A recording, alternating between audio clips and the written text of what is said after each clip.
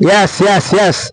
Mambo vipi mdau kama kawa Naitwa Adas Mikeka all the way from Adinas TV bwana. Nipo hapa kuelezea Bashiri na utabiri wa game za leo. Kwa hapa na mikeka miwili. Mkeka wa kwanza ni mkeka tamtam ambao easy to win. Lakini pia kuna mkeka mgumu ambao mkeka 40.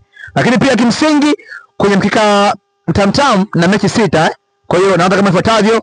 Mechi ya kwanza Yanga dhidi ya JKT, home team win. Mechi ya pili Juventus dhidi ya Udinese, home team win. Mechi ya tatu ni Inter dhidi ya Lazio, home team win.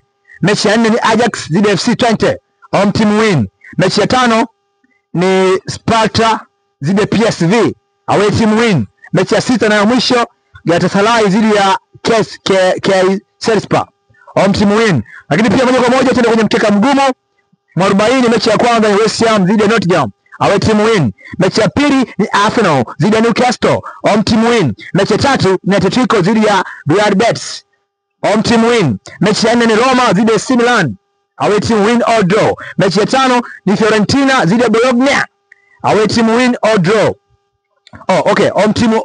Home team win or draw.